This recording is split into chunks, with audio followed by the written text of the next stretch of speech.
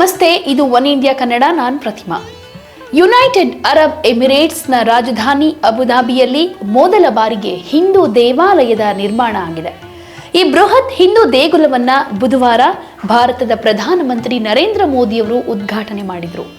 ಈ ಬೃಹತ್ ಹಿಂದೂ ಮಂದಿರ ಮಧ್ಯಪ್ರಾಚ್ಯದಲ್ಲಿ ಮೊದಲ ಸಾಂಪ್ರದಾಯಿಕ ಶೈಲಿಯ ಕಲ್ಲಿನ ಮಂದಿರ ಆಗಿದೆ.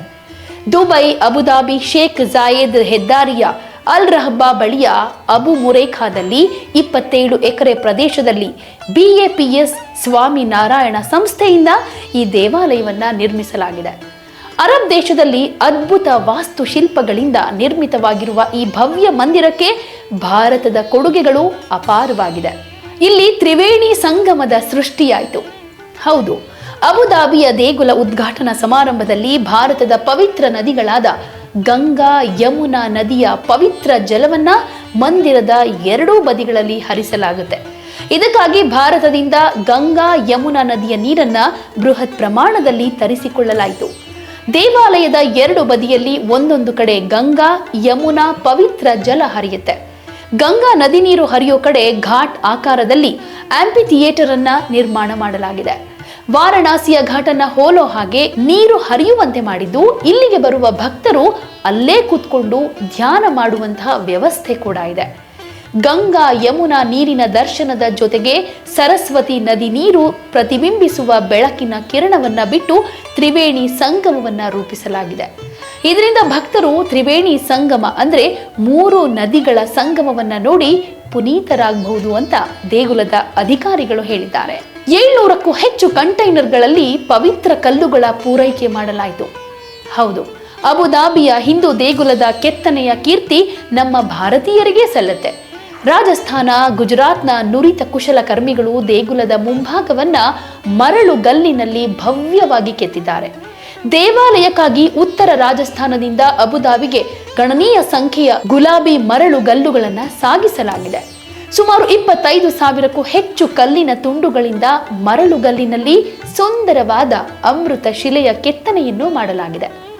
ಈ ಭವ್ಯ ಮಂದಿರ ನಿರ್ಮಾಣಕ್ಕೆ ಭಾರತದಿಂದ 700ಕ್ಕೂ ಹೆಚ್ಚು ಕಂಟೈನರ್ಗಳಲ್ಲಿ ಪವಿತ್ರ ಕಲ್ಲುಗಳನ್ನ ಸಾಗಿಸಲಾಗಿದೆ.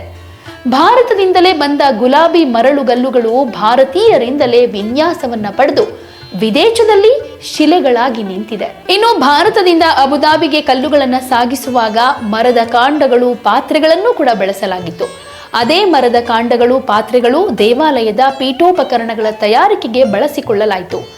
ದೇವಾಲಯದ ಒಳಗಡೆ ಪ್ರಾರ್ಥನಾ ಮಂದಿರಗಳು, ಕೆಫೆಟೇರಿಯಾ, ಸಮುದಾಯ ಕೇಂದ್ರ, ಗ್ರಂಥಾಲಯ, ಮಕ್ಕಳ ಉದ್ಯಾನವನ ಹಾಗೆ ಆಂಪಿ ಥಿಯೇಟರ್ಗಳನ್ನು ಹೊಂದಿರೋ ಕಟ್ಟಡ ಇದೆ.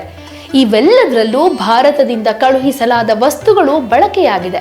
ಇದ್ರ ಬಗ್ಗೆ BAPSನ ಅಂತಾರಾಷ್ಟ್ರೀಯ ಸಂಬಂಧಗಳ ಮುಖ್ಯಸ್ಥ ಸ್ವಾಮಿ ಬ್ರಹ್ಮ ವಿಹಾರಿ ದಾಸ್ ಮಾಹಿತಿ ಕೊಟ್ಟಿದ್ದಾರೆ.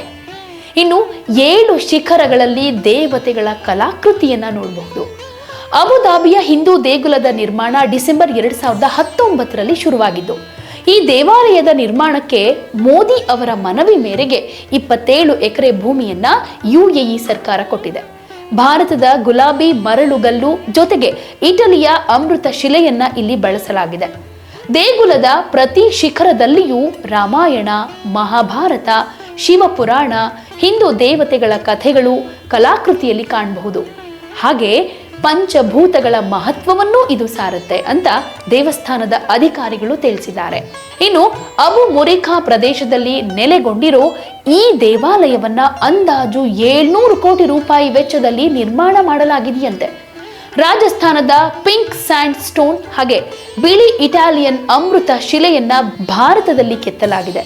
ನಂತರ ದೇವಾಲಯವನ್ನ ನಿರ್ಮಿಸೋದಕ್ಕೆ ಯುನೈಟೆಡ್ ಅರಬ್ ಎಮಿರೇಟ್ಸ್ಗೆ ಕಳುಹಿಸಲಾಗಿದೆ. ಅಬುಧಾಬಿ BAPS ಹಿಂದೂ ದೇವಾಲಯ UAEನ ಮೊದಲ ಸಾಂಪ್ರದಾಯಿಕ ಹಿಂದೂ ದೇವಾಲಯ. ಈ ದೇವಾಲಯ ಹಾಗೆ ಅದರ ಸಂಕೀರ್ಣ ಸುಮಾರು 27 ಎಕರೆ ಪ್ರದೇಶದಲ್ಲಿ ಹರಡಿಕೊಂಡಿದೆ. ಈ ದೇವಾಲಯ ಅಬುಧಾಬಿಯ ಅಬು ಮುರೇಖಾ ಜಿಲ್ಲೆಯಲ್ಲಿರೋದು. ಇದರ ಅಡಿಪಾಯವನ್ನ ಏಪ್ರಿಲ್ 2019ರಲ್ಲೇ ಹಾಕಲಾಯಿತು. ಹಾಗೆ ನಿರ್ಮಾಣ ಕಾರ್ಯ ಡಿಸೆಂಬರ್ನಲ್ಲಿ ಶುರುವಾಯಿತು. ಅಬುಧಾಬಿಯ crown prince Sheikh Mohamed bin Zayed Al Nahyan ಅವರು 2015ರಲ್ಲಿ ದೇವಾಲಯದ ನಿರ್ಮಾಣಕ್ಕಾಗಿ 13.5 ಎಕರೆ ಭೂಮಿಯನ್ನ ದಾನ ಮಾಡಿದ್ರು. ಅದಾದ್ಮೇಲೆ UAE ಸರ್ಕಾರ ಜನವರಿ 2019ರಲ್ಲಿ ಈ ದೇವಾಲಯಕ್ಕಾಗಿ ಇನ್ನೂ ಹೆಚ್ಚುವರಿಯಾಗಿ 13.5 ಎಕರೆ ಭೂಮಿಯನ್ನ ಉಡುಗೊರೆಯಾಗಿ ಕೊಡ್ತು.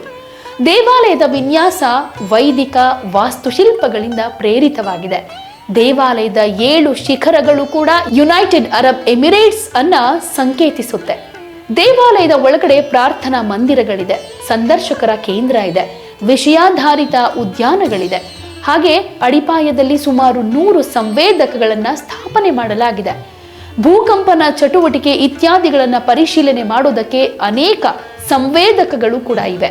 ಅಯೋಧ್ಯೆಯ ರಾಮ ಮಂದಿರದಂತೆ ಕಬ್ಬಿಣ ಮತ್ತು ಉಕ್ಕನ್ನ ಈ ದೇವಾಲಯದ ನಿರ್ಮಾಣಕ್ಕೆ ಬಳಕೆ ಮಾಡಿಲ್ಲ. ದೇವಾಲಯ ತರಗತಿ ಕೊಠಡಿಗಳು, ಪ್ರದರ್ಶನ ಕೇಂದ್ರ, ಮಕ್ಕಳಿಗಾಗಿ ಆಟದ ಪ್ರದೇಶಗಳನ್ನು ಕೂಡ ಹೊಂದಿರುತ್ತೆ. ಈ ನಾರಾಯಣ ಮಂದಿರದ ವಿಶೇಷತೆ ಏನ್ ಗೊತ್ತಾ? ದುಬೈನ ಮೊದಲ ಹಿಂದೂ ದೇಗುಲದಲ್ಲಿ ಸಾಕಷ್ಟು ವಿಶೇಷತೆ ಇದೆ. ಯಾಕಂದ್ರೆ ಆಗ್ಲೇ ಹೇಳಿದ ಹಾಗೆ 2015ರಲ್ಲಿ ಮೋದಿ UAEಗೆ ಹೋದಾಗ ಅಲ್ಲಿನ ರಾಜನ ಕೊಡುಗೆ ಇದಾಗಿದ್ದು. UAEನಲ್ಲಿ ನಿರ್ಮಾಣವಾದ ಮೊದಲ ಕಲ್ಲಿನ ದೇವಸ್ಥಾನ ಇದು. 108 ಅಡಿ ಎತ್ತರದ ಸ್ವಾಮಿ ನಾರಾಯಣ ದೇವಾಲಯ ಇದೆ. ಸುಮಾರು 17 ಎಕರೆ ಜಾಗದಲ್ಲಿ 700 ಕೋಟಿ ರೂಪಾಯಿ ವೆಚ್ಚ ಮಾಡಲಾಗಿದೆ. 50,000 ಕಾರ್ಮಿಕರಿಂದ ಸ್ವಾಮಿ ನಾರಾಯಣ ಮಂದಿರ ನಿರ್ಮಾಣವಾಗಿದೆ. ಈ ವಿನ್ಯಾಸದಲ್ಲಿ 7 ಗೋಪುರ ಹಾಗೆ UAEನ ಪ್ರತಿ ಎಮಿರೇಟ್ ಸಂಕೇತಗಳನ್ನು ಕಾಣಬಹುದು. ಧಾರ್ಮಿಕ ಪ್ರಕ್ರಿಯೆ ಜೊತೆಗೆ ಬೋಧನಾ ಶಾಲೆಗಳು, ಕ್ರೀಡಾಂಗಣ ಕೂಡ ಇದೆ. ಹೊರಗಡೆ ರಾಜಸ್ಥಾನದ ಮರಳುಗಲ್ಲು, ಒಳಗಡೆ ಬಿಳಿ ಅಮೃತ ಶಿಲೆ ಬಳಕೆಯಾಗಿದೆ. ಪ್ರಾಚೀನ ಹಿಂದೂ ಶಿಲ್ಪಶಾಸ್ತ್ರದ ಪ್ರಕಾರ ಕಟ್ಟಿರೋ ಮಂದಿರ ಇದಾಗಿದೆ. ಹಿಂದೂ ಸಂಸ್ಕೃತಿ ಬಗ್ಗೆ ಅನ್ವೇಷಿಸುವುದಕ್ಕೆ ಮುಕ್ತವಾದ ಅವಕಾಶ ಕೂಡ ನೀಡಲಾಗಿದೆ. ಬೋಚಸನ್ವಾಸಿ ಅಕ್ಷರ ಪುರುಷೋತ್ತಮ ಸ್ವಾಮಿ ನಾರಾಯಣ ಸಂಸ್ಥೆ ಇದರ ಜವಾಬ್ದಾರಿಯನ್ನ ತೆಗೆದುಕೊಂಡಿರೋದು. ದುಬೈನಲ್ಲಿ ಈಗಾಗಲೇ 3 ಹಿಂದೂ ದೇವಸ್ಥಾನಗಳಿವೆ. ಆದರೆ UAEನಲ್ಲಿ ವಿಸ್ತಾರವಾದ ಜಾಗದಲ್ಲಿ ಕಲ್ಲಿನ ವಾಸ್ತುಶಿಲ್ಪಗಳೊಂದಿಗೆ ನಿರ್ಮಿತವಾಗಿರೋ ಹಿಂದೂ ಭವ್ಯ ದೇಗುಲ ಇದೊಂದೇ.